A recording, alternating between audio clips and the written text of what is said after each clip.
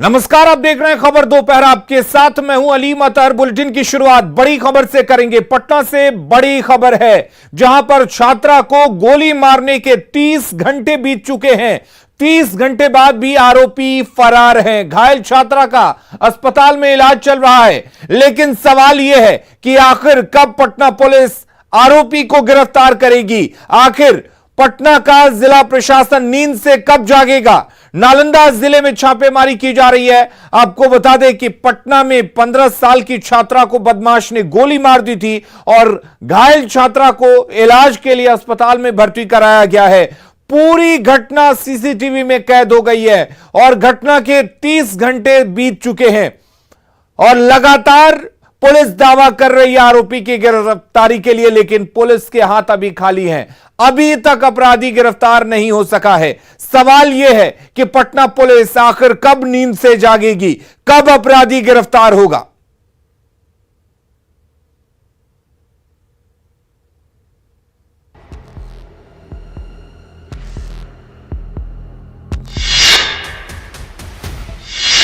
दानापुर में बड़ी वारदात, बीच सड़क छात्रा को मारी गोली, अपराधियों का चेहरा सीसीटीवी में कैद। इस वीडियो को देखिए।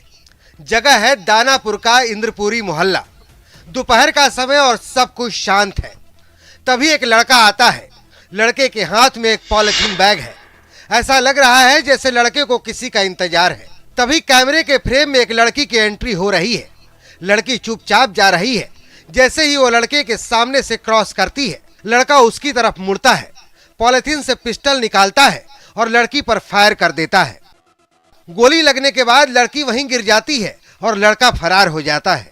आनन फानन में लड़की को अस्पताल में भर्ती कराया जाता है। डॉक्टरों की तत्परता से 9वीं क्लास में पढ़ने वाली 15 साल की काजल के गले से गोली निकाल दी जाती है। फिलहाल उसकी हालत खतरे से बाहर है। बताया जा रहा है कि काजल कोचिंग से लौट रही थी जब बदमाश ने उसे गोली मार दी। बिहार की राजधानी पटना से सटे दानापुर की इस घटना ने पुलिस पर कई सवाल खड़े कर दिए हैं। हाल ही में बदमाशों ने एक डॉक्टर की भी हत्या कर दी थी। सवाल है कि क्या अपराध रोकने में पुलिस फेल हो गई। दानापुर से अमरजीत कुमार शर्मा की रिपोर्ट। और सवाल यह उठता है कि आखिर 31 घंटे बीत जाने के बाद भी आरोपी कहां है। अब तक गिरफ्तारी क्यों नहीं हो पाई है। पुलिस क्या कर रही है। सवाल कई हैं। आखिर कब गिरफ्तारी होगी, कब नींद से जागेगा प्रशासन और कब सजग होगी पुलिस और गिरफ्तारी कब होगी।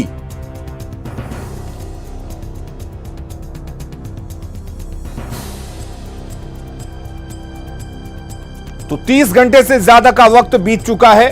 सीसीटीवी फुटेज सामने आ चुकी है, जिसमें साफ देखा जा सकता है कि किस तरह से यह अपराधी, यह बदमाश उस लड़की को गोली मारता है, जिसका इलाज इस वक्त पटना के एक अस्पताल में चल रहा है। लेकिन इन सब के बावजूद पटना पुलिस के हाथ खाली हैं। सबसे बड़ी बात यह है कि आखिर क्यों यहां पर बदमाशों के हौसले बुलंद है। हमारे साथ संजय जुड़े हुए हैं। संजय, तस्वीरें सामने आ चुकी हैं और तस्वीरों को देखकर समझा जा सकता है कि अपराधियों के हौसले किस कदर यहां पर बुलंद हैं और अब तक गिरफ्तारी भी नहीं हो सकी है। शायद ये बात अपराधी अच्छे से जानते हैं कि वो अपराध करके गायब हो जाएंगे और पटना पुलिस यूं ही ढूंढती रहेगी।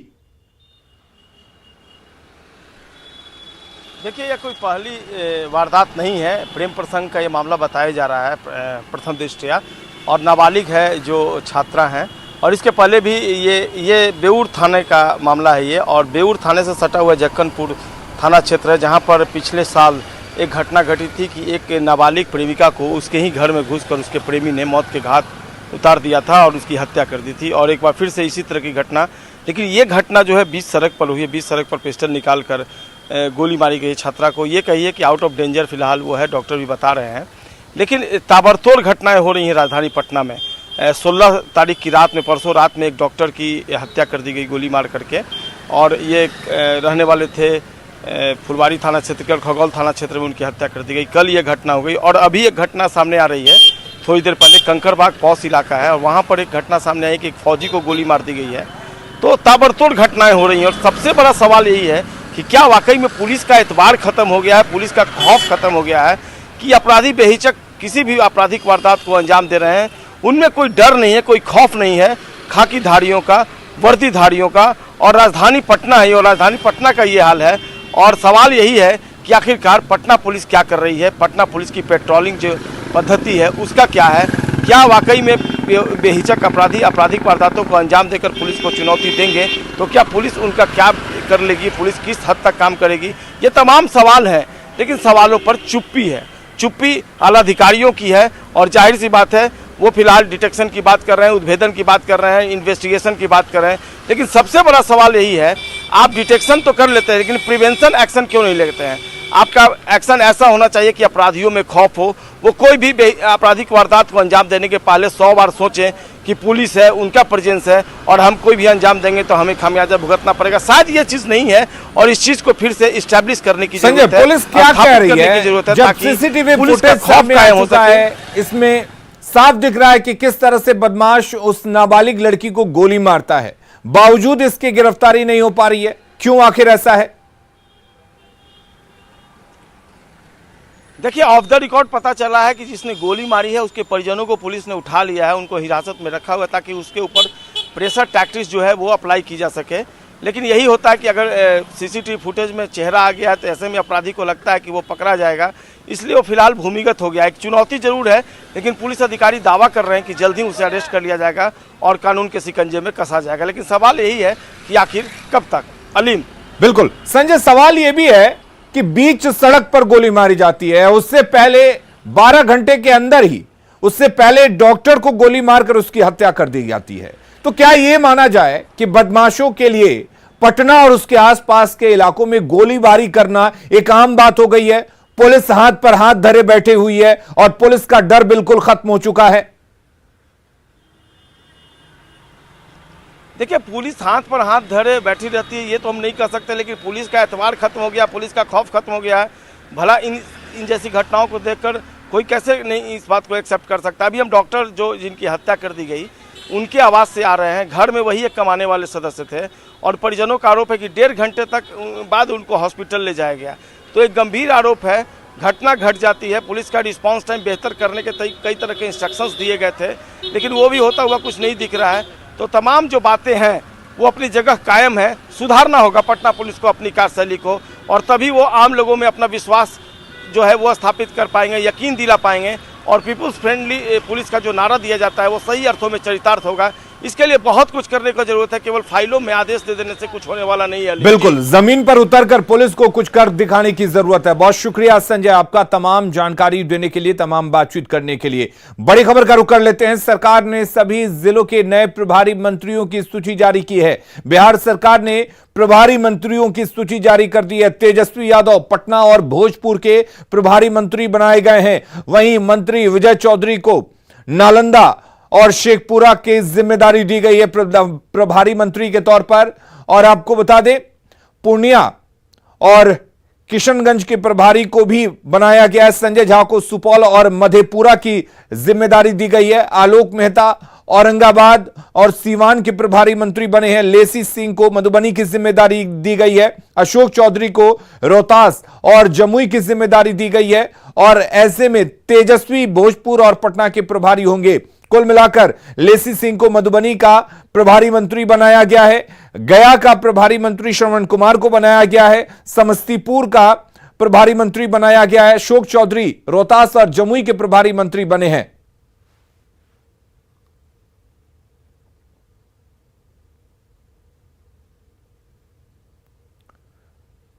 अगली खबर का रुख करते हैं। बीमा भारती पर सीएम नीतीश कुमार ने बोला है कि बीमा भारती ने गलत बोला है और उन्होंने कहा कि पार्टी ने बीमा भारती को क्या कुछ नहीं दिया, लेकिन सीएम ने यहां पर लेसी सिंह पर लगे आरोपों को गलत बताया। बीमा को उन्होंने कहा कि पहले समझाया जाएगा, अगर वो नहीं मानेंगी तो आगे की कार्रवाई होगी। किसी के बहकावे में आकर बीमा भारती बोल रही हैं। फिर आप जानते हैं कि 19 में बनी और फिर इस बार बनी है, और उसको भी 2 बार बनाए थे, 14 में भी बनाए थे और 19 में भी बनाए थे। और इस बार का कोई मतलब नहीं, उसको भी चुनाव लड़ा। तो इस तरह से बोलना चाहिए, कहीं इसकी गुंजाइश है कि जितने लोग रहेंगे सब के सब लोग बन जाएंगे। 2 बार मौका दिया, आज जब वो पढ़ नहीं पा रही थी तब भी उसको पढ़ाई वढ़ाई सब सिखवाया, उसके बाद 14 में ये सब भूल गए आप लोग। तो इस तरह से कौन बोलती, हमको आश्चर्य हुआ। तो हमको मिलना चाहते, हम कल ही हम बुलवाए हैं कि हम आ जाए, तो कहा कि ना अभी मिलने की कोई जरूरत नहीं, हमारे ऑफिस में कर। हम कि चलो कोई बात नहीं, तब आज हम स्टेटमेंट देंगे। ये बिल्कुल गलत बात है। और लेसी सिंह को जो कुछ भी किया गया वो बिल्कुल ठीक है, आज से नहीं पहले से किया जा रहा, इसलिए सब पर मत सोचिए। अगर कोई बयान देता है तो पार्टी की तरफ से खूब बढ़िया से पहले तो समझाया जाएगा और पूछताछ किया जाएगा। अगर किसी को इधर उधर का मन है तो अपना सोचे। ये गलत बात है, हम लोगों ने इतना इज्जत दिया है, बनाया, गलत बात है। इस तरह की कोई बात नहीं, इसलिए लेसी सिंह पर कुछ नहीं है, फालतू बात है। और कब से हम बनाए हुए हैं आप सब लोग जानते हैं ना। आज कोई बोलेगा पार्टी कार्रवाई कर सकती है, उनसे पार्टी कार्रवाई कर सकती है। पहले तो प्रेम से समझा देगा कि सब मत बोलो, लेकिन उसके बाद कुछ नहीं करेगा तो आपने क्या बोली, सोच लीजिए। तो जो बोली है तो बोली है अपना, उसको कह देगा। अब हम ही देखिए, अब हमसे कुछ कहना ठीक नहीं है, वो बाकी लोग कह देगा, ऐसा कुछ नहीं है। हमको खुद आश्चर्य है, ये सब के लिए चुनाव प्रचार से लेकर के एक चीज के लिए कितना सब दिन काम किए। तो इसलिए सब ठीक नहीं है, ऐसा नहीं बोलना चाहिए। हम लोगों के पार्टी में सब तरह की बात नहीं। अब कौन कहवा दिया है, बोलवा दिया है, ये गलत है। दरअसल विधायक बीमा भारती ने मंत्री लेसी सिंह पर गंभीर आरोप लगाए थे। सुनिए उन्होंने क्या कुछ आरोप लगाया था। विधानसभा में भी हंगामा हुआ उसके विषय में, और पूर्णिया में भी धरना प्रदर्शन हुआ उसके विरोध में। तेजस्वी जी प्रेस कॉन्फ्रेंस कर करके पटना में उसके विरोध में किया, उस पर FIR हुआ, केस हुआ। जिसका पति का हत्या हुआ वो आकर के जो कि यहाँ कर रो करके बताने का काम किया। फिर वैसा सब लोग को क्यों जगह देता है मंत्रालय में? मंत्री नहीं बने उसके लिए हमको चिंता नहीं है, लेकिन उसको क्यों बनाया इसका हमको चिंता है। उसको नहीं जब मंत्री पद से हटाएगा तो हम पद से रिजाइन दे देंगे, विधायक पद से। और इधर दागी मंत्रियों के विवाद पर तेजस्वी यादव ने बयान दिया है। बीजेपी सरकार के काम से बौखला गई है, बीजेपी सरकार के काम से बौखला गई है, यह तेजस्वी यादव ने बयान दिया है।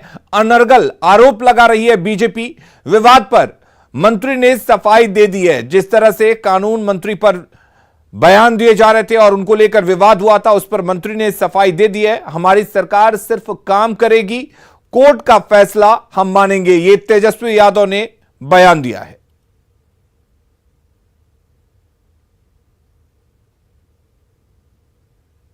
करने के अलावा और कोई काम है?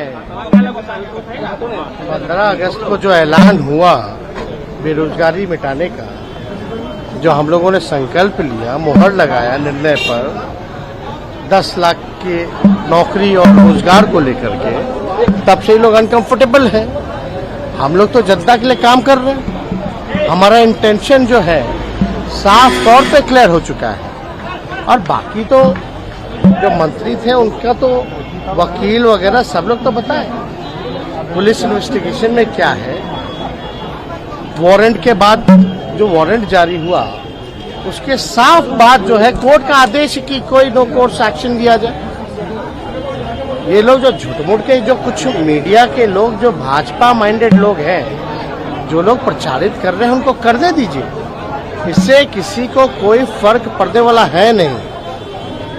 हाँ, कोर्ट का जो न्याय होगा, न्यायालय का जो आदेश होगा उसको ना हम लोग मानेंगे, तो न्यायपूर्वक जो है काम की जाएगी और इस पे हम लोग विचार करेंगे।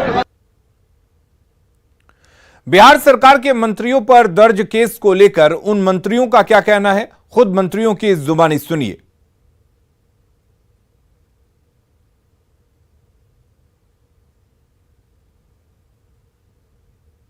कितने फर्जी लोगों से सांप्रदायिक लोग और नफरत फैलाने वाले लोग भरे हुए हैं।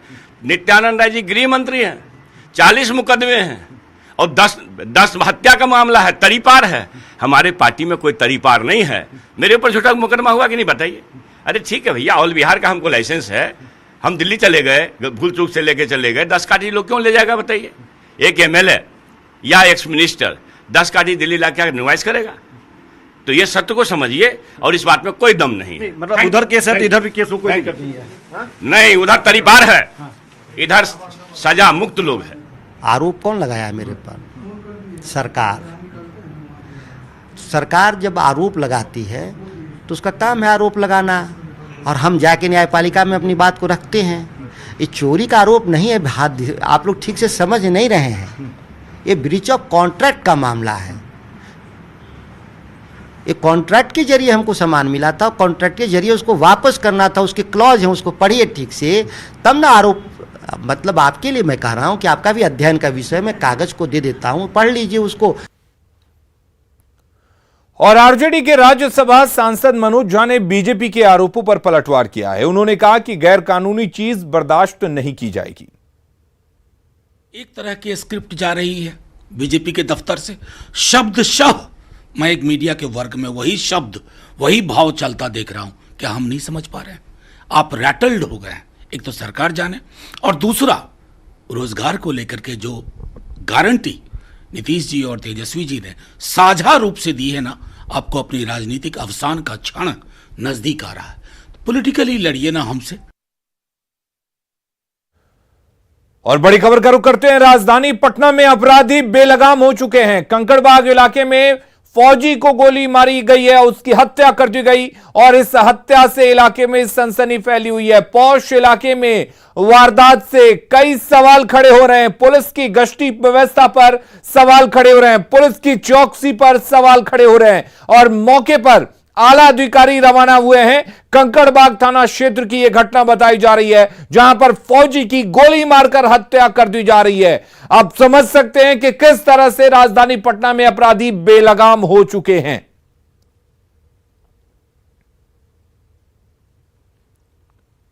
तो बड़ी खबर आपको पटना से बता दें, जहां पर एक फौजी की गोली मारकर हत्या कर दी गई है। कंकड़बाग थाना क्षेत्र की यह घटना है, जहां पर दिन दहाड़े अपराधी इतने बेलगाम हो चुके हैं कि वो हत्या की वारदात को अंजाम दे रहे हैं। संजय हमारे साथ जुड़े हुए हैं। संजय, क्या पटना में अपराधी बेलगाम हो चुके हैं, जो रात कहिए, बीच सड़क कहिए, दिन दहाड़े कहिए, हर तरह से हत्या की वारदात को अंजाम दे रहे हैं? अलीम, बिल्कुल। देखिए, समय और जगह, इन सारी चीजों का भेद मिट गया है। अब पौष इलाके कहिए या सुनसान इलाके, अपराधियों के लिए कोई फर्क नहीं पड़ता है। अभी की जो ये वारदात सामने आ रही है, कंकड़बाग जो पौष इलाका माना जाता है पटना का, वहां पर एक फौजी की गोली मारकर हत्या की बात सामने आ रही है। थानाध्यक्ष कंकड़बाग ने इस बात की पुष्टि की है। न्यूज 18 का कहना है कि फौजी जा रहे थे, ये रिटायर्ड फौजी बताए जा रहे थे, उनको सर में गोली मार दी गई और उनकी मौके पर ही मौत हो गई है। निश्चित तौर पर एक बड़ी वारदात राजधानी पटना में। परसों एक डॉक्टर की गोली मारकर हत्या कर दी गई, कल एक 15 साल के नाबालिग की गोली मार दी गई, और इसके बाद आज अभी से थोड़ी देर पहले एक फौजी की गोली मारकर हत्या कर दी गई। ऐसे में सूबे की कानून व्यवस्था कहां जा रही है, इस बात का अंदाजा लगाना मुश्किल नहीं है। फिलहाल मौके पर आलाधिकारी पहुंच रहे हैं और पूरे मामले की छानबीन की जाएगी, लेकिन यह स्पष्ट है कि राजधानी पटना में अपराधी बेलगाम हो चुके हैं और उनमें पुलिस का कोई खौफ नहीं रह गया है, और खाकी को अब अपना खौफ जताना होगा अपराधियों में, ताकि इस तरह की आपराधिक वारदातों को रोका जा सके। अलीम, संजय, अपराधी बेलगाम हो चुके हैं, यह बात तो साफ समझ में आ रही है, लेकिन अगर इस हत्या की वारदात के पीछे की वजहों की बात करें तो क्या वजह बताई जा रही है? देखिए, अभी से थोड़ी देर पहले की ये घटना है, पुलिस मौके पर पहुंची है, पूरे मामले की छानबीन जारी है। क्या रीजन रहा, क्यों हत्या की गई, तमाम ऐसी बातें हैं जिसकी गुत्थी सुलझाना पुलिस के लिए चुनौती है, और देखना होगा पुलिस अभी इंक्वायरी कर रही है, इन्वेस्टिगेशन कर रही है, तो क्या कुछ बात निकलकर सामने आती है। थोड़ी देर हमें अभी प्रतीक्षा करनी होगी इसके लिए। जी अलीम, चलिए, बहुत शुक्रिया संजय आपका तमाम जानकारी देने के लिए, और खबरें लगातार जारी हैं। आप बने रहिए न्यूज 18 बिहार झारखंड के साथ।